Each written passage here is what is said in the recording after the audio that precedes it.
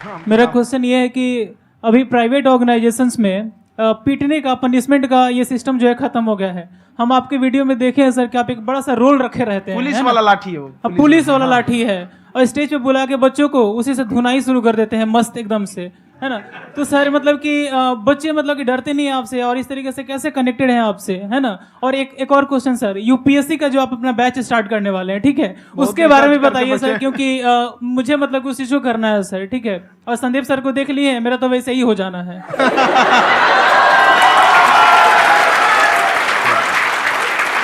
क्या हो जाना है मेरा पूरा कंप्लीट करो। I'll be an IAS officer next year because I have seen you, sir. My day is like complete, sir. All the best. Thank you so much, sir. Thank you. पूरा बोला करो। Thank you. देखिए, लड़कों को जहां तक पीटने की बात है, जब पढ़ाने की बात आएगी तो उसको हम पूरे बेहतरीन ढंग से पढ़ाएंगे, लेकिन जब सजा देने की बात आएगी ना, तो वो भी बेहतरीन ढंग से होगा। ऐसा थोड़ी होगा कि बस एक ही चीज बेहतरीन ढंग से होगा। और डर का होना बहुत जरूरी है। ये डर भी अपने आप में एक मोटिवेशन है, क्योंकि जब आपके अंदर एक थोड़ा सा डर रहे ना, तो डर के भागिए मत। एक ऐसा डर जिसको आप लगे कि नहीं नहीं थोड़ा सा और करने की जरूरत है, फिर तो ये हम इसको क्रॉस कर जाएंगे आप। तो लड़कों के अंदर ये डर बनाना भी जरूरी रहता है। और रही बात यूपीएससी वाले की, जो आपने बोला, बहुत सारे लड़के वेट कर रहे हैं यूपीएससी की, क्योंकि 2-2.5 लाख फीस सारे लोग एफोर्ड नहीं कर सकते। और हमारा वही रहता है, हम तो ज्यादातर हमारे स्टूडेंट देखेंगे तो किसी के रिक्शा वाला, सब्जी वाला, यही लोग, इनको तो 2.5 लाख रुपया इनके पास पूरी संपत्ति नहीं होती है, फीस कहाँ से भरेंगे वहां पे, उसके बाद रहेंगे कहाँ से। तो ऑल ओवर इंडिया से, कश्मीर से कन्याकुमारी तक, गरीब से गरीब भी लड़का उसको पढ़ सकता है। यही कुछ 1000 रुपये मंथली, 12-14 हजार साल का पड़ेगा, खत्म हो जाएगा इतना में।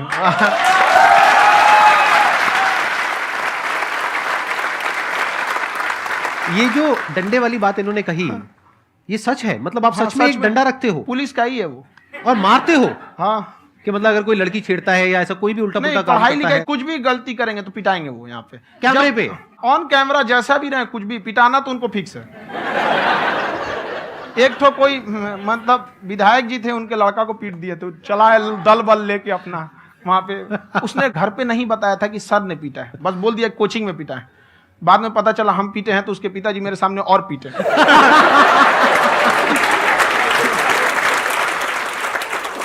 सर, आपका सबसे बड़ा डर क्या है आप दोनों का? फौजी को डरे नहीं लगता है, बाकी अफसर से पूछिए। आज के सेशन से पहले कोई डर नहीं था, लेकिन अब मुझे इनकी डंडे वाली कहानियां सुन करके डर लग रहा है कि कहीं मैंने गलती से कुछ बोल दिया और इन्होंने कहीं पीछे कुछ रखा हुआ है, और यही आ करके अगर इन्होंने मेरी पिटाई कर दी तो बहुत बुरा हो जाएगा। तो इसलिए हमको थोड़ा डर लग रहा है।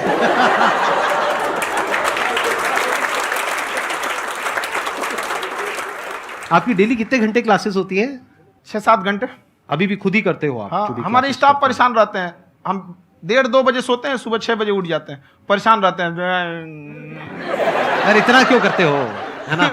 कभी तो उनको भी साथ साथ लगना पड़ता है ना? उनको साथ साथ लगना पड़ता है। हम जग गए तो कोई सोया थोड़ी रहेगा, परेशान रहते, दिन में सोते ही नहीं है बेचारा, कहीं कहीं जाके सोते रहता है। हम सीट बांध दिए कि भाई तुम इस समय सो जाना, तुम इधर सो जाना। आपकी शादी हो गई या नहीं हुई अभी?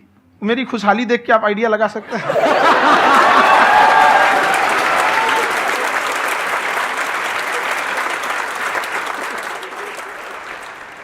First of all I would like to say sir thank you so much to you and to your team कि आपने मुझे यहाँ आने का मौका दिया। एंड सर, अब तक मैंने आपको सिर्फ फ़ोन या लैपटॉप में ही देखा है दोनों को, आज फर्स्ट टाइम लाइव देख रही हूँ तो बहुत अच्छा लग रहा है। तो मेरा क्वेश्चन ये है सर आपसे, जब हम लाइफ में कोई डिसीज़न लेते हैं कि हमें ये पर्टिकुलर चीज़ करनी है, और क्योंकि हम डिसीज़न लेते हैं तो हमारी आदत है कि पहले हम 4 लोगों से पूछते हैं कि तू बता तेरी क्या राय है, तू बता तेरी क्या राय है। तो उनमें से अगर कोई हमें कह देता है कि ये बेकार डिसीज़न है मत कर, तो हमारा माइंड कहीं ना कहीं डाइवर्ट होने लगता है और उसकी वजह से हम अपना डिसीज़न चेंज कर देते हैं। तो मेरा क्वेश्चन ये है कि कैसे हम अपने डिसीज़न पे स्टिक रहे, कैसे हम जो दूसरे के ओपिनियन है उनको अफेक्ट ना होने दें अपने ऊपर। दूसरे से सलाह लेने से पहले एक बार खुद उस पर रिसर्च कर लेना चाहिए, ताकि आप सामने वाला क्या सलाह दे रहा है आपको समझ में आना चाहिए। यहाँ पर ऐसा नहीं है कि कई बार ऐसे होते हैं कि दूसरे वाले को एक्सपीरियंस होता है, तो अगर आपको पहले से आइडिया है, उसके बारे में आप बेहतरीन ढंग से रिसर्च किए हैं कि क्या इसमें प्लस पॉइंट है, क्या निगेटिव है, उसके बाद आप किसी से सलाह लेने जाइए। ये नहीं कि मन में ऐसी बता गड़बड़ा जाएगा। तो वहाँ पे पहले आपको R&D करना पड़ता है, समझ में आया कि नहीं? और जिंदगी हो या गाड़ी, जीतेगा वही जो टाइम पे गियर चेंज कर रहा है। तो डिसीजन चेंज करना बहुत ज्यादा गलत नहीं है।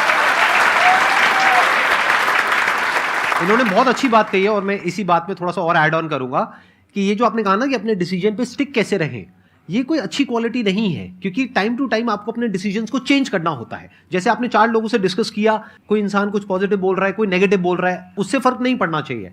डिपेंड ये करता है कि वो जो बोल रहा है उसका बेसिस क्या है। क्या वो किसी नॉलेज या एक्सपीरियंस के बेस पे बोल रहा है या ऐसे ही कुछ भी बोल रहा है? ऐसे ही बोल रहा है तो फिर उसकी बात पे ध्यान क्यों दे रहे हो? अगर किसी नॉलेज या एक्सपीरियंस के बेस पे बोल रहा है, फिर चाहे वो पॉजिटिव बोल रहा है चाहे नेगेटिव बोल रहा है, दोनों ही मायने रखता है।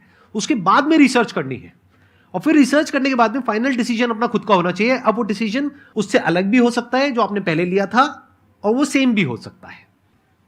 सर मेरा क्वेश्चन दोनों से है आपसे, how to deal procrastination and laziness. हमारा ब्रेन है ना, ये बहुत आलसी टाइप का, इसको आराम खोजना पसंद है। अब थोड़ा सा भी अब इसको आराम की ओर लेके चले गए ना तो फिर उधर ही रहेगा। आप सोचेंगे 10 मिनट आराम कर लेते हैं ना, तो 10 मिनट 2 घंटा बना देगा। उसको टॉर्चर कीजिए, चल 10 मिनट बाद में। उसको आप उस पर हावी में, वो कह रहा है कि हमको आराम चाहिए, आपको हाँ आराम मिलेगा, पहले काम फिर मिलेगा आराम।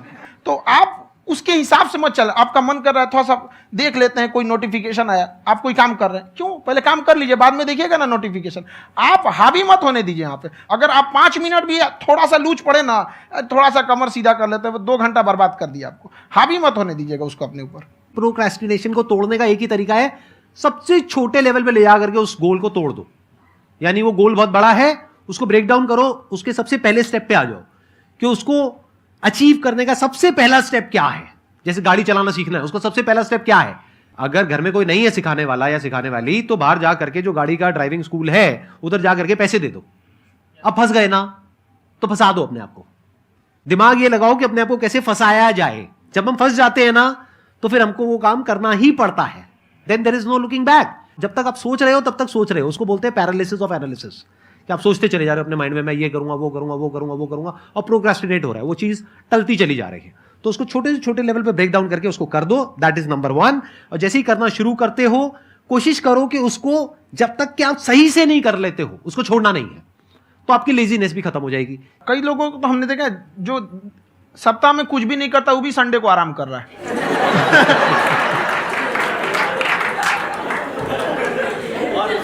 वैसे कहा भी जाता है कि अगर कोई काम आपको करवाना है ना तो ऐसे किसी इंसान को दो जो बिजी है। हाँ। ऐसे आदमी को मत दो जो खाली है। ये परफेक्ट एग्जाम। किसी को भी आप देखिएगा जिसको आप कहते हैं कि मतलब थोड़ा ठीक ठाक आप समझते हैं कि नहीं ये बहुत आगे निकल, वो एक काम को खत्म करने के बाद कभी आराम नहीं करेगा। एक काम खत्म हुआ उसको लगेगा हाँ एक खत्म हो गया, अब दूसरा करना चाहिए। और वही जिसको देखिएगा एक खत्म हो गया और आराम करना चाहिए, कभी नहीं, लाइफ में आखिरी सांस तक। सर यहाँ पे सब हिंदी में पूछते हैं, इंग्लिश में पूछते हैं, मैं भोजपुरी में पूछूं? जौन भाषा ठीक लगे तोने में पूछ दो। हाँ सर।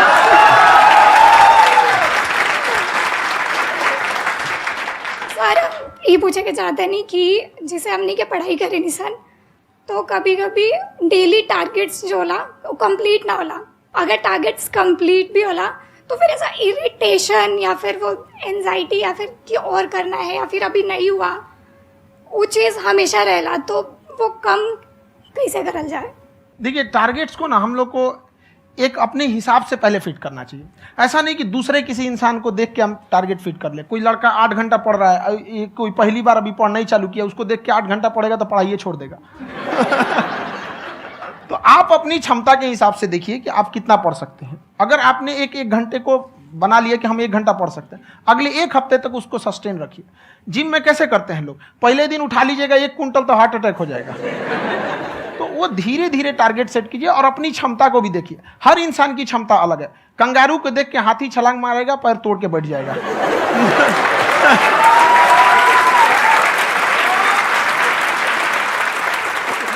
अब संदीप सर का मोटिवेशन देख के इसका मतलब क्या कि ट्रेन के आगे खड़ा हो जाएंगे, ढकेल देंगे तुमको। हालांकि ऐसा कर देते हैं, लेकिन ऐसा करिएगा लोग नहीं, क्षमता पता होना चाहिए। आपके अंदर एंजाइटी हो रही है कि मैंने कर तो लिया है। आप ये नहीं कह रहे कि मैंने कुछ भी नहीं किया है फिर मेरे को एंजाइटी हो रही है। आप ये कह रहे हो मैंने काफी कुछ कर लिया है फिर भी एंजाइटी हो रही है कि कहीं कुछ छूट तो नहीं गया है। तो बेसिकली आपको ये देखना है कि अगर आपके अंदर ये एंजाइटी हो रही है, that means you are a very good student. आप एक अच्छे स्टूडेंट हो। क्यों? क्योंकि बहुत सारे स्टूडेंट्स तो ऐसे हैं उनको पढ़ने के नाम से एंजाइटी होती है। तो आपको एंजाइटी हो रही है कि मैंने पढ़ लिया, दिन में मानो 8 घंटे का आपने टारगेट सेट किया और 6 घंटे पढ़ लिया, या मान लो 8 घंटे भी पढ़ लिया, फिर भी एंजाइटी हो रही है कि मैंने 10 घंटे नहीं पढ़ा, तो ये तो अच्छी क्वालिटी है ना, ये तो एक ब्रिलियंट स्टूडेंट की क्वालिटी है, क्योंकि एंजाइटी उसी को होती है जो केयर करता है, जिसको परवाह है, उसी की तो एंजाइटी होती है। जैसे माँ को अपने बच्चे की, जैसे एक माँ को अपने बच्चे को लेकर के एंजाइटी होती है। हंस लो मजाक उड़ा लो मेरा। कोई बात नहीं, एडिट कर देंगे इसको हम। हाँ।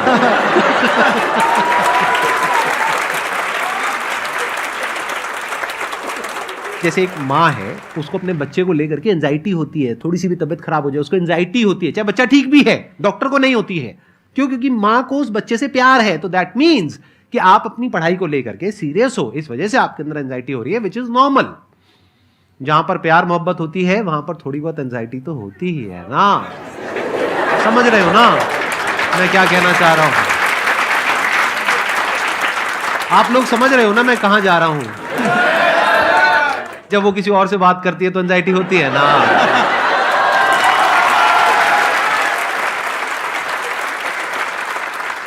सर आपकी स्टोरी हमने सुनी थी, तो एक टाइम आया था जब आप गंगा किनारे जाके बैठ गए थे, उस समय आपको कुछ समझ नहीं आ रहा था, तो उस समय मतलब आपने ये डिसीजन कैसे लिया कि अब आगे नहीं, यहाँ से वापस जाना है?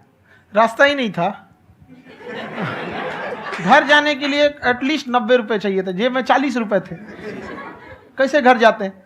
और हम गंगा के किनारे चुपचाप बैठे बैठे हम कहें कि अब बहुत टेंशन हो गया, अब घर जाना चाहिए। रूम पे तो किराए के रूम पे ही आदमी सारे लोग रहते, गए वहाँ पे तो रूम लॉक हो गया था। तुम खटखटाए तो ऊपर से गुस्सा से बोले जो ऑनर थे, क्या टाइम हो गया है? तुम कहे 9-10 बज रहा होगा। घड़ी देखिए तो 2 बज रहा था रात का, 2-2:30 बज गया था वहाँ। टेंशन में आप तो होता है, कई बार ऐसा समय आएगा कि लगेगा जैसे अब कुछ नहीं हो सकता है, तो इससे घबराना नहीं है। कभी कभी गुच्छे की आखिरी चाबी भी ताला खोल देती है। जो बातें आपने बताई कि घर में प्रॉब्लम्स ये तो बहुत लोगों ने फेस करी वहां पर, आप अकेले नहीं है, बहुत लोगों ने ये प्रॉब्लम्स फेस करी, बहुत तरह की प्रॉब्लम्स देखी, बहुत तरह की स्ट्रगल्स देखी, लेकिन वो सब इतने कामयाब नहीं हो पाए जितने कि आप हुए।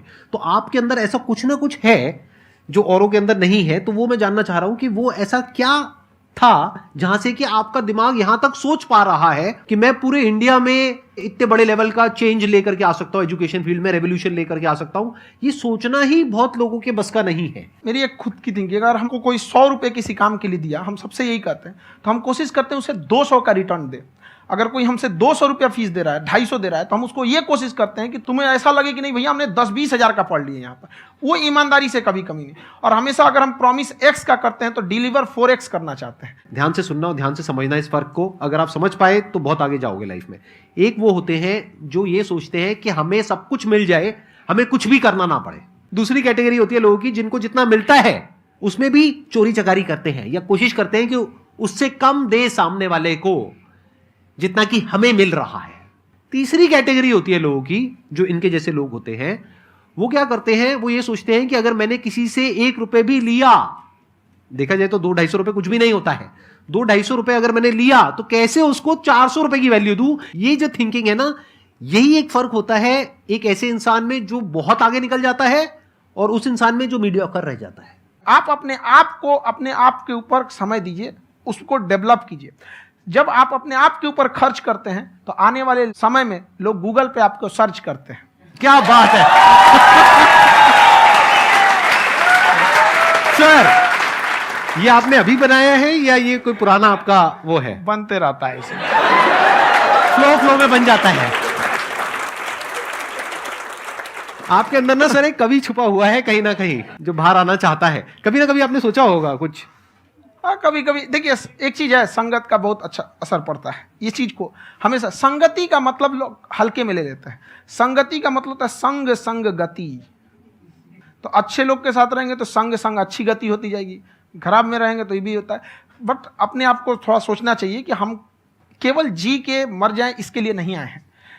लोग कहते हैं कि सर नाम क्यों नहीं बताते अपना। हमारी एक ही सोच है कि जाने के बाद इस दुनिया से हमको मतलब एक चीज देना चाहते हैं स्टूडेंट्स को, कि वो याद करें कि इस पैसे की भाग दौड़ की दुनिया में हर कोई दोनों हाथ से लूटने में लगा है, खाली हाथ जाने के लिए ये सबको लगा है। तो हर कोई को ये सोचना चाहिए कि था कोई इंसान जो इतने कम फीस में इतनी शिक्षा जो महंगी थी, जो कमाने का रास्ता था, उसको भी एकदम कंपटीशन इतना कर दिया कि अब लोगों को अपनी फीस बढ़ाने में डर लगता है कि अरे यार, लड़का कमेंट करता है कि खान सर इतना ले रहे हैं, आप बहुत बड़ा टीचर हो गए।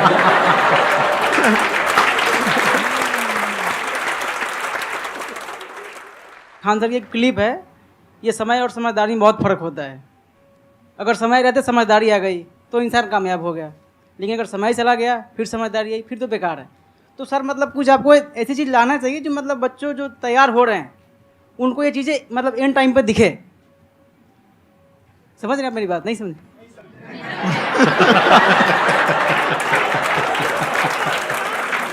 यही होता है सर, जी सर का मोटिवेशन ज्यादा हो जाता है।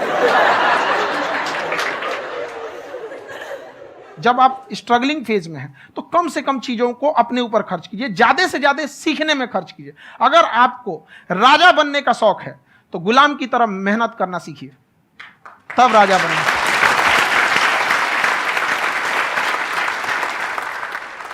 ये दुख, ये दर्द, ये सब तेरे अंदर है। तू अपने बनाए इस पिजड़े से बाहर निकल के देख, तू अपने आप में एक सिकंदर है।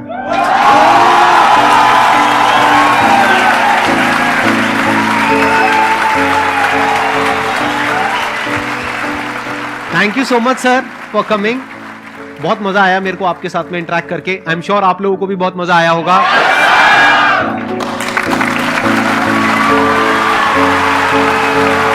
Thank you so much.